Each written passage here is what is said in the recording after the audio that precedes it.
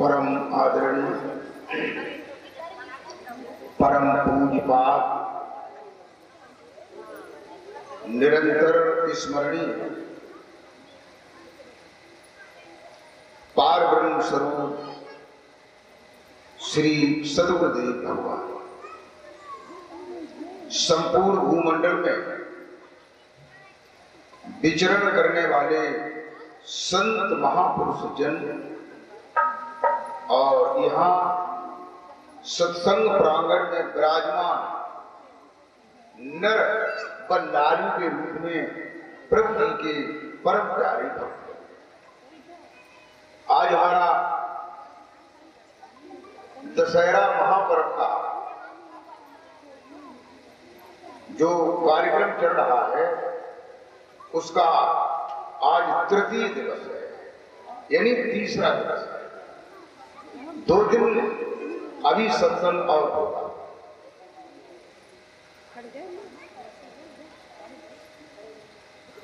प्रेमी भक्तों, सत्संग वो है ज्ञान गंगा है जिसमें पापी से पापी मनुष्य अगर स्नान करता है तो वह भी भव बंधनों से छूट करके मोक्ष और मुक्ति को प्राप्त हो जाता है। अगर स्नान करता है तब ऐसा है, अगर स्नान ही नहीं करता है और वही है डुबकी मार रहा है लेकिन स्नान नहीं कर रहा है, तो उसे वो जो लाभ प्राप्त होने हैं भव सागर से पार होने का और मोक्ष और मुक्ति का वो प्राप्त नहीं होगा। कहते हैं,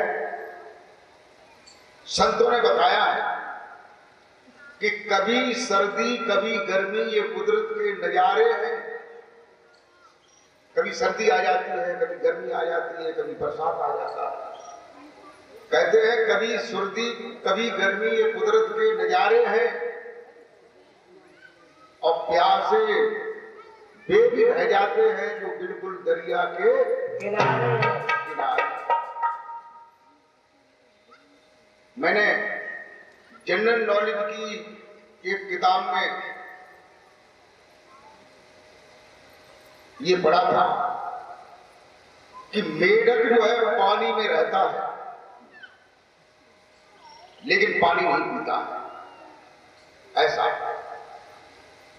ये लिखी हुई बात बता रहे हैं। और एक तो बात हमने अनुभव किया है कि मछली पानी में रहते हुए भी मुख से पानी नहीं पीती, उसके 2 पर होते हैं। जब पर सतर हो जाते हैं तो वहां पे दोनों परों के नीचे एक एक छिद्र होता है, उसमें पानी चला जाता है, तब आप लोगों ने देखा होगा। बोल मेरे श्री महाराज की जय। जितना ही ज्यादा पानी होता है और मछली उसमें रहती है तो आप लोगों ने देखा होगा या नहीं देखा होगा तो आप लोग देख लेना। ये कोई ऐसी बात नहीं कि किताब जो है बहुत ज्यादा पैसों की आएगी, उसे कैसे खरीद पाएंगे, उसमें कैसे पढ़ पाएंगे, ये तुम्हारे संसार की किताब की बात है। मछली पानी में ऊपर को फदकती है, करीब 1 प्लस या कुछ ऊपर को आती है, तब उसके पर सतर हो जाते हैं और वो पानी पीती है। ये मैंने देखा।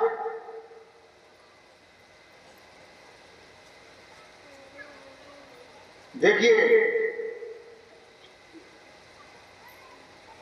बहुत पहले ये विज्ञान इतना सक्रिय नहीं था। अब विज्ञान इतना सक्रिय है कि मछली मुंह से पानी नहीं पीती है।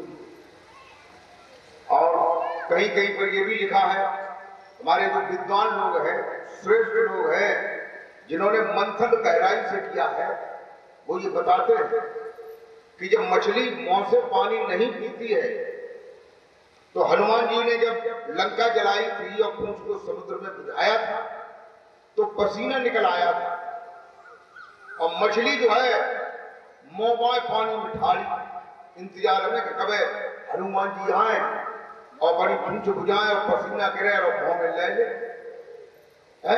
और जब कि मुंह से पानी नहीं पीती है। और फिर चलो खैर कोई बात नहीं, मछली हमका जो है पसीना गिरो मुंह में बारे पानी ले लो, जबकि ये बात नहीं होगी, ये बात है नहीं, लेकिन चलो पसीना ले लो तो पसीना से बाल बच्चा पैदा हो जाए। आप लोग खुद विचार करिए, ये ऐसी बात नहीं कानों कौन कही अपने मान ले, ऐसे मत मानिए, बच्चा पैदा नहीं होगा। दूसरी बात, मुंह से मुख से बच्चा दानी का कोई संबंध नहीं है, संबंध थोड़ा बहुत है ही ना। चलो मछली पानी निकल गई, फिर मछली जो है 17 दिन में अंडे देती है, प्रजनित हो जाने के बाद 17 दिन में अंडे देती है। मछलियों में बहुत सी प्रजातियां होती हैं, एक प्रजाति होती है व्हेल, वह मछली जो है 21 दिन में अंडे देती है, 21 दिन में। और इधर हनुमान जी ने लंका जलाई, पूंछ बुझाई,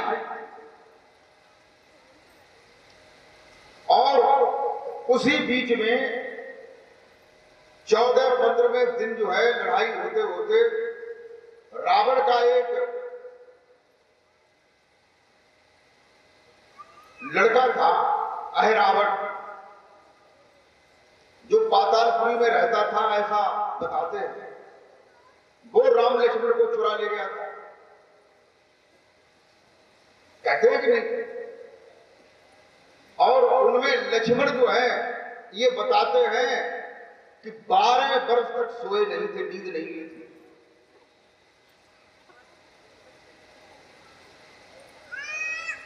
क्योंकि लक्ष्मण की पत्नी उर्मिला ने ये कहा था, स्वामी तुम अपने भैया के साथ जाते हो, अपनी भाभी के साथ जाते हो तो सेवा करना, ये नहीं कि तुम सो जाओ और तुम्हारे भैया भाभी को कोई रात में आघात करता।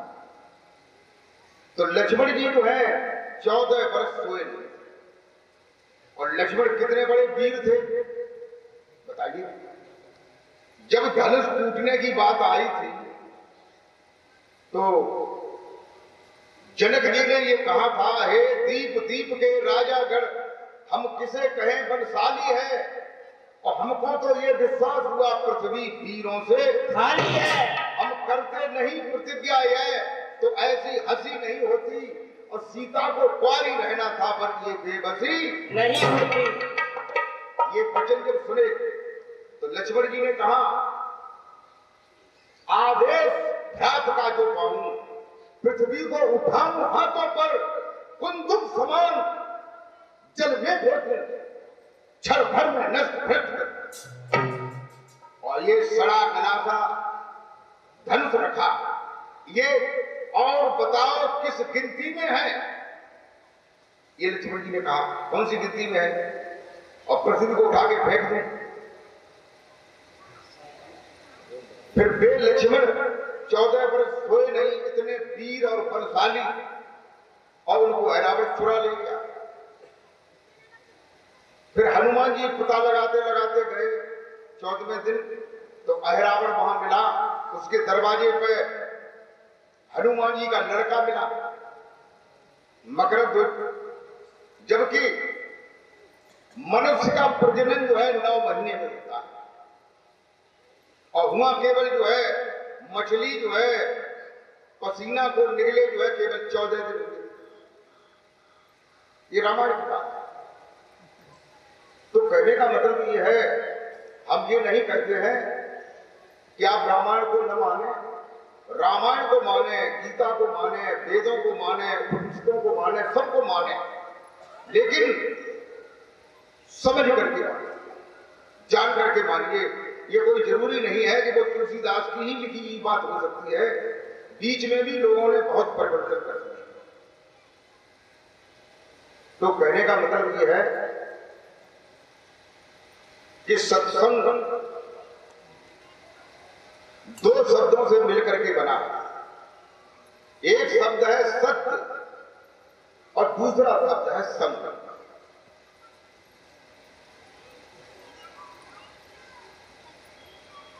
दोनों का अर्थ है हम सत्य का संग करें, यही तो अर्थ हुआ। अभी एक ये प्रश्न हृदय में आया, देखो हम जो है अनुभविक बात करते हैं, जो बात कसौटी पर खरी उतरती है उस बात को मानना चाहिए, और जो खरी नहीं उतरती है उसे नहीं मानना चाहिए। देखो एक छोटी सी एक बात और बताऊंगा।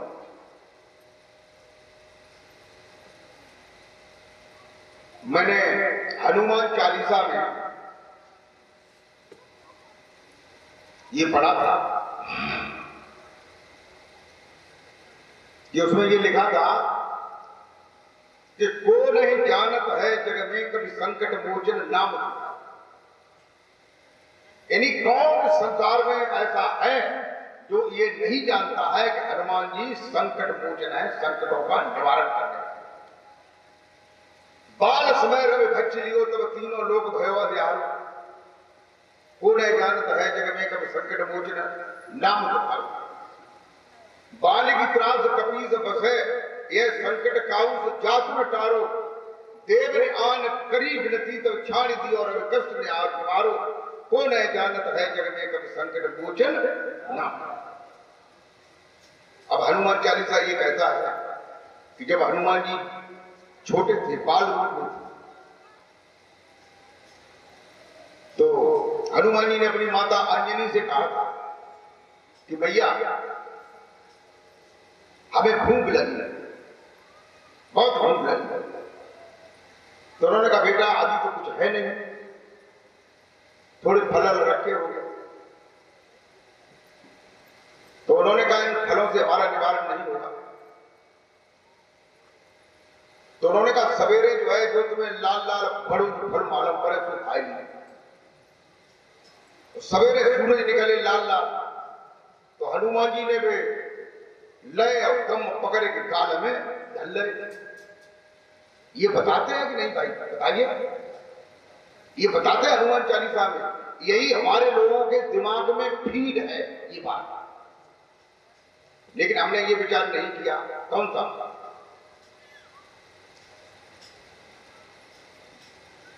कि पृथ्वी से सूरज 1 से 15 गुना बड़ा है। कितना बड़ा? ये हमारा विज्ञान कहता है, हमारी शोध कहती है, हमारे लोगों ने उसका परीक्षण किया कि सूरज जो है वो पृथ्वी से 1 से 15 गुना बड़ा है। 1 से 15 गुना। एक मक्का का दाना रख दो, फिर 1 से 15 दाने रख दो, उसका ढेर कर दो, कितना बड़ा हुआ।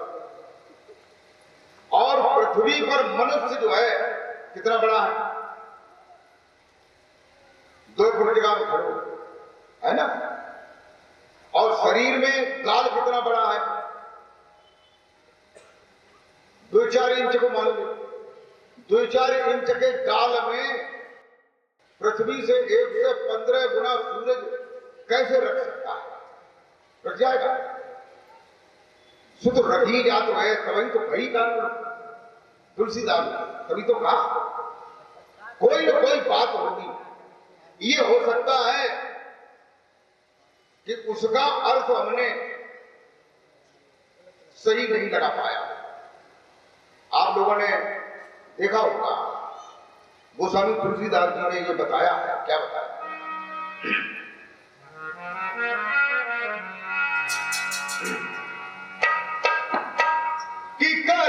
प्रधान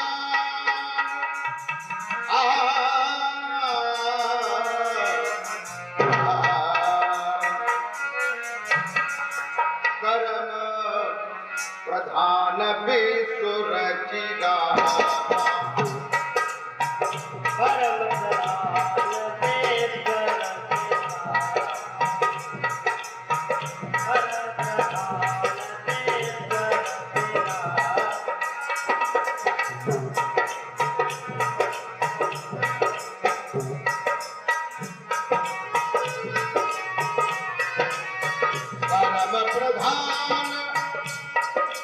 कर्म प्रधान बेसुरज राजा जो जग करहे तो तत् फल जाता कर्म प्रधान बेसुरज राजा कर्म प्रधान बेसुरज राजा जो जग करहे तो तत् फल जो जग करहे तो तत्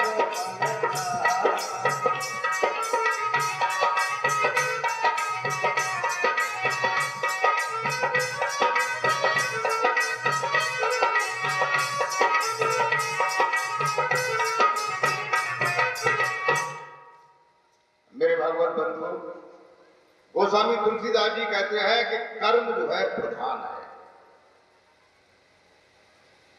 कल परसों मैंने बताया कि भगवान राम ने बाली को मारा, बताया था, बाली को मारा, कर्म किया, संस्कार बना। वही राम जो है द्वापर में कृष्ण बने और बाली जरा नाम का बहेलिया बना। प्रवास क्षेत्र में समुद्र के किनारे भगवान कृष्ण जो है पैर पर पैर रखे हुए पीपल के वृक्ष के नीचे बैठे। बहेलिया ने ये जाना कि पीपल के वृक्ष के नीचे छाया में हिरण बैठा हुआ है, उसकी आंख चमक रही है। भगवान कृष्ण के पैर में पद्म था जो चमकता था, जो गोल होता है। दोनों चीजें एक साथ सी मिल गई। उन्होंने बाण चलाया। बाण चलाने के बाद शिकारी शिकार को देखने जरूर जाता है। तो शिकार को देखने गए तो हुआ भगवान कृष्ण जो है उनके पैर में बाण घुसा हुआ था। उन्होंने जरा नाम के बहेलिये को देखा और उन्होंने कहा, भैया तेरे में हाथ जोड़ रहा हूं, कोई बात नहीं, तूने मुझसे बदला लिया है, जाने या अनजाने में तू यहां से चला जा और लोग आ जाएंगे कि तुझे मार दूं और तुझे मैं अपने लोक में ही भेजूंगा, इसके लिए तू निश्चिंत रहे। तो कर्म जो है प्रधान है। खेत में तुम कहते हैं बोया पेड़ बबूल का आम कहां से खा, बबूल के पेड़ खेत में लगाया और जगाओ कहते टपक आ जाए गिरता, तो टपका कैसे गिरी? खेत में अगर गेहूं बोओगे तो गेहूं पैदा होगा, चना बोओगे तो चना पैदा होगा। अगर तुम पाप करोगे, किसी की बेईमानी करोगे, चोरी करोगे, ठगी करोगे, तरह तरह की चीजें हैं जो करोगे, तो उसका परिणाम जो है नरक होता है, दुख होता है, भोगना होगा। देखो तुलसीदास जी ने ये कहा कि कर्म प्रधान है, जो करोगे वो पैसा तुम्हें भोगना होगा। अब तुलसीदास जी ने एक जगह क्या और कहा, उसे आप समझे क्या कहते हैं कि होए बही